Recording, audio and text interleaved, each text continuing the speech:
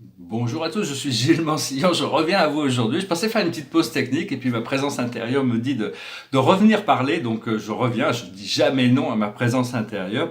Alors bon, je vais discuter un petit peu de l'âme et de la présence je suis. Bon, dans un sens, si on trouve notre âme, on a déjà un peu trouvé notre présence je suis, bien que ce soit deux fréquences complètement différentes. Notre âme est quelque chose d'unique, on est unique, on est des êtres éternels qui ont été créés uniques, mais dans une dimension particulière. L'âme n'est pas toute puissante, toute connaissante, c'est pour ça qu'elle s'engage dans des plans d'évolution pour aller grandir et évoluer. Et bon, on a nos guides qui sont supérieurs, ils viennent d'au-dessus de notre âme quand même, ils sont là pour nous guider, pour nous conseiller avant même le plan de notre âme. Et donc l'aboutissant ultime, c'est que l'âme puisse fusionner avec notre présence je suis pour devenir plus, pour devenir, pour revenir, pour découvrir cette union entre notre passé conditionnel et notre nature inconditionnelle, parce que notre passé, il y a tout notre passé qui doit être intégré à pour arriver à faire cette fusion, elle doit être intégrée harmonieusement. Alors, il faut prendre chaque jour comme ça vient, chaque jour est nouveau, il faut essayer de s'adapter, chaque journée est complètement nouvelle, c'est pour ça au plus on vit dans le présent, et essayer de prendre la vie de moment par moment, une respiration à la fois, rester le plus présent possible. Parce on est tous des extensions de Dieu, c'est-à-dire que si on peut se concevoir ça, et c'est donc même depuis notre présence divine que l'on a tout créé et tout a été créé pour notre plaisir en réalité. On n'était pas au départ, on n'est pas soumis à tous ces programmes extérieurs orwelliens. Donc il faut maintenant, bon, on reprend ses pouvoirs intérieurs. Qu'est-ce que l'on peut recréer à partir de notre comment on voit la vie, qu'est-ce qu'elles sont en tant que créateur de tout l'univers, de notre vie et de tout l'univers. Nous ne sommes pas le Dieu pour quelqu'un d'autre, mais nous sommes le Dieu pour nous-mêmes. Tous les êtres ont été donnés ce pouvoir sur eux-mêmes. Il faut reprendre ce pouvoir intérieur. Alors qu'on est un petit peu comme les étoiles, on a été lancé, on est parti dans l'obscurité, dans la nuit. Les étoiles sont parties dans l'obscurité, mais elles brillent, elles brillent quand même. S'il n'y avait pas eu cette obscurité qui a été créée, il n'y aurait pas d'étoiles de toute manière. Donc, toute la réalité a été auto-créée, tout a été créé à travers la conscience, et donc tout peut être changé en une seule pensée. C'est ça, c'est assez magique et miraculeux, mais bon, il faut arriver à ce niveau de lucidité pour arriver pour trouver ce pouvoir de confiance, de savoir que l'on peut créer toutes ces choses. Et donc voilà, la purification, c'est quelque chose qui continue. Il faut faire des progrès tous les jours, faut essayer de se purifier, de se perfectionner tous les jours, c'est-à-dire être modéré. Des fois, il faut pas être excessif, c'est-à-dire que si on a des habitudes, il faut essayer de les gérer de manière équilibrée pour petit à petit les déconnecter. Sinon, notre ego se rebelle et on repart encore dans l'ancien cycle. Des fois, puis si ça se passe, il faut pas s'en vouloir, il faut repartir. Si on tombe, on se relève et on repart. Euh, c'est bien d'essayer de trouver notre groupe d'âmes si possible. Bon, moi j'ai un seul ami ici avec qui je peux discuter des choses spirituelles, je le vois peut-être une fois par semaine, donc c'est un petit peu limité, donc je me vois déjà à Paris, ça y est, je me sens lancé dans cette aventure parisienne, et où je vais pouvoir connecter avec beaucoup plus de gens qui peuvent partager ces idées. Si vous avez déjà des amis ou de la famille ou des amis avec lesquels vous pouvez partager ces idées, c'est important de pouvoir discuter de ces choses sur le monde spirituel, sur la vérité intérieure, sans jugement, parce que bon, mon ami par exemple il est musulman, donc il a des visions très différentes de moi, mais bon, c'est quelqu'un de très ouvert, très spirituel, qui apprend aussi beaucoup à travers nos contacts, et donc c'est un peu un miroir les uns les autres. Parce que sinon, j'ai l'impression de vivre un petit peu comme dans la sombre, d'être au milieu de Cro-Magnon, des gens qui ils sont vraiment enfin c'est pas une critique, sont tous très beaux, très gentils, ils ont l'amour de Dieu à l'intérieur d'eux, mais il n'y a aucune possibilité que de parler de quelque chose qui ne correspond pas à leur réalité temporelle et qui ne correspond pas à leur conflit, à leur besoin d'entretenir ce conflit. Et donc ici, les gens sont très très fermés. C'est pas forcément, moi j'ai toujours été dans des endroits qui étaient beaucoup plus ouverts. Les États-Unis, les gens sont peut-être pas très profonds, les relations sont peut-être plus superficielles, mais les gens sont ouverts d'esprit. Et donc bon, il y a tout besoin de décongeler un petit peu la France, de décongeler toutes ces consciences. C'est un peu la France, c'est un peu la belle au bois dormant. Il faut la réveiller, et ce potentiel, cette riche culture. Seulement, il y a toutes ces couches de conditionnement qui nous enferment un petit peu. C'est pas des critiques, je partageais quelques idées.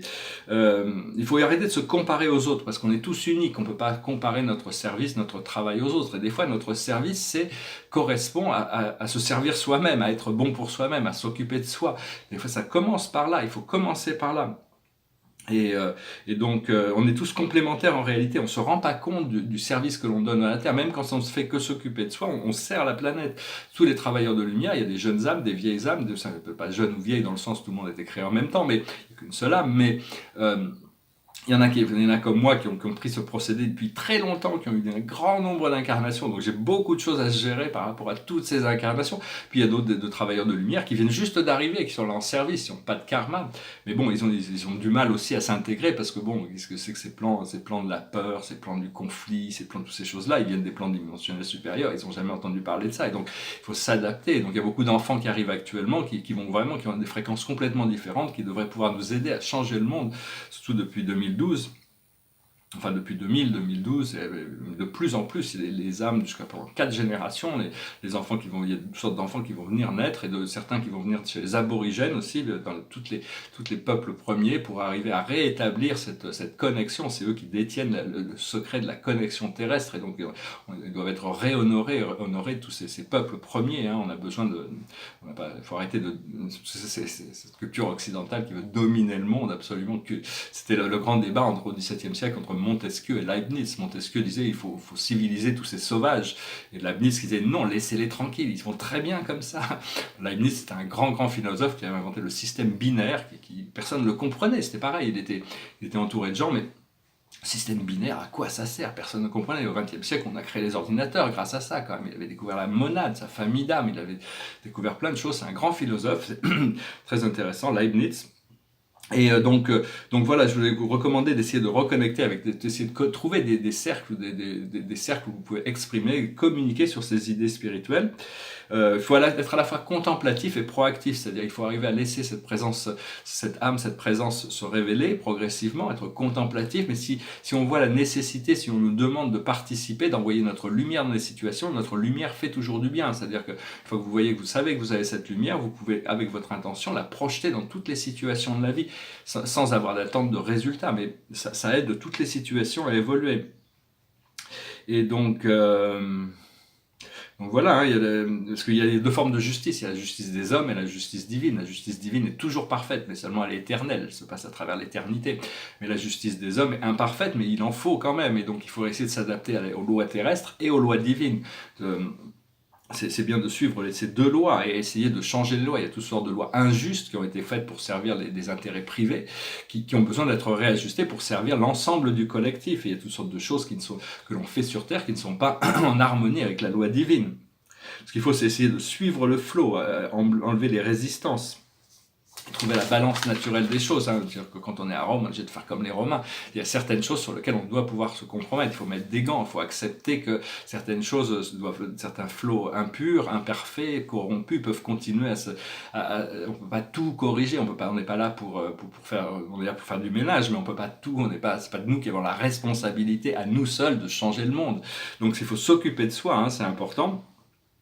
Notre âme est progressivement, quand on est arrivé dans cette dimension terrestre, notre âme est descendue de fréquence, et maintenant elle est depuis très longtemps, depuis qu'on a perdu, depuis Atlantis, la fin d'Atlantis, on est tombé dans l'ignorance, dans cette sphère d'ignorance, dans la troisième dimension, on était dans la quatrième avant, et quatrième, cinquième, et donc maintenant, notre âme est essentiellement localisée dans une sorte de Merkaba, hein, qui est au-dessus de notre tête. C'est une étoile dorée qui est au-dessus de notre tête dans la 8e dimension. Et ce que l'on veut, c'est pouvoir l'intégrer dans notre thymus, dans notre cœur sacré, pour que notre âme puisse être bien confortable et suivre cette volonté, essayer de faire la volonté du plus haut bien de tous. Et au fur et à mesure, on arrive à aligner notre âme, notre ego et notre présence je suis pour arriver au moment de la fusion. La fusion, c'est le plus haut choix. C'est-à-dire le plus haut choix, c'est choisir de faire la volonté de Dieu, la volonté du Père, c'est ce que l'on recherche. Une fois qu'on a fait ce choix, il n'y a plus d'autre choix. Mais Dieu comprend nos quarks, il comprend nos erreurs, il comprend toutes ces choses. Les quarks sont des particules subatomiques, on a tous nos quarks, nos uniques, c'est ce qui fait notre particularité. On va bientôt redécouvrir toutes ces choses, mais ça va être c'est notre présence intérieure qui peut nous les révéler beaucoup plus que des machines technologiques comme les pseudo-scientifiques terrestres qui cherchent à attaquer la matière pour arriver à en sortir ses secrets. C'est pas comme ça qu'on va découvrir l'amour des quarks en créant des accélérateurs de particules. Et donc Donc voilà, faut savoir que nos guides sont sages, ils ont une sagesse qui est là pour entourer notre âme, pour assister notre âme, pour guider notre âme, parce que notre âme n'a pas toute la sagesse, mais bon, elle fait de son mieux pour nous apprendre les leçons qu'on a besoin d'apprendre, pour nous libérer et nous amener en alignement avec la présence je suis. Et on a tous cette chanson de notre âme, cette vibration qui doit s'exprimer de plus en plus pour être en alignement avec ça. On a tous on a tous des signatures énergétiques qui sont absolument uniques et ceux de notre famille d'âme sont relatifs à ça. Donc on veut aligner tous nos chakras principaux pour qu'ils soient vraiment en fluidité et à ce moment-là, le 7e chakra commence le 8e chakra au-dessus arrive à beaucoup mieux s'intégrer. Et en dessous de nos pieds, on est comme un arbre dans cette étoile terrestre. Imaginez-vous une seconde que vous avez des racines qui vous ancrent dans la terre, qui vous connectent à la terre, et vous avez cette énergie qui vous élève vers le ciel. Donc ça, c'est le corps de lumière qui va se développer progressivement. Donc voilà, c'était le général message. Je voulais faire un petit message aujourd'hui. Le tableau derrière moi, c'est le premier tableau que j'ai peint quand je suis arrivé en France en 2001. J'habitais aux États-Unis. Je me suis retrouvé un peu par accident en France. Donc après l'été, après le 11 septembre, mes projets ont capoté à New York. J'avais des projets d'ouvrir une galerie à New York, des financés et tout, hein, mais vu que à cause du 11 septembre, ça a capoté. Donc je redémarre tous mes projets ici, qui vont démarrer maintenant. Il m'a fallu quand même 20 ans, parce que c'est beaucoup plus lent en France. Mais bon, après le mois de septembre, je me suis décidé, bon, il faut que je redémarre. Et donc je me suis remis à peindre. Et donc ça, c'est le seul tableau que j'ai peint en 2001. Et il y a vraiment un changement de palette. Alors c'est un tableau sur les 7 grandes familles spirituelles. Ici, il y a la présence d'une déité, avec les êtres super personnels, les êtres pré-personnels. Ici, on a les directeurs de pouvoir, les centres de pouvoir, les directeurs d'énergie et les contrôleurs. Ici, on a les colonies de courtoisie. Ici, on a les citoyens permanents de l'univers, les aides de l'univers, les esprits supérieurs de l'esprit infini, les messagers hôtes de l'espace et les ministères du temps, les anges, les enfants de Dieu, qui sont les enfants paradisiaques ici, les Melchizedek, Avonal, les Michael, Avonal et Denaël. Ici, on a les enfants descendants de l'univers local, c'est-à-dire les Melchizedek, l'Anonandek, Varonandek et les porteurs de vie. Ici, on a les enfants ascendants de l'univers. Alors, nous, on en fait partie, hein, on est des fusionneurs avec l'esprit du Père, hein, qui fusionnent avec l'esprit du Fils, fusionnent avec l'esprit de l'Esprit. Et puis il y a les êtres trinitisés, c'est des êtres ascendants, c'était des êtres mortels qui ont été trinitisés, ou même des êtres angéliques qui ont été trinitisés. C'est des êtres, on va devenir des puissants messagers éventuellement, hein. On va rentrer dans cet ordre. Ici il y a les esprits suprêmes, hein, avec le suprême, l'ultime et l'absolu, et il y a les esprits suprêmes. Ici, il y a les esprits de la Trinité, les esprits suprêmes de la Trinité, les esprits coordonnés de la Trinité. Ici, il y a les transcendantaux, hein, les transcendantaux, les absonites, et ici, il y a les corps de la finalité. Bon, c'est un peu compliqué, on pourra faire des conférences là-dessus plus tard, c'est des choses qui mériteraient d'être plus discutées, mais enfin, je ne vais pas faire cette vidéo trop longue, je vais juste présenter brièvement ce petit tableau. Je voulais montrer aussi des fois que mes tableaux, il faut qu'ils aillent très très très lentement, parce que je ne sais pas trop. Il y a ce tableau sur lequel je travaille. Il faut que j'aille tout doucement, parce que des fois, si je vais trop vite et je ne sais pas encore quoi faire, des fois j'ai envie d'avancer, mais vu que je ne sais pas quoi faire, je fais une erreur, et donc je fais une bêtise.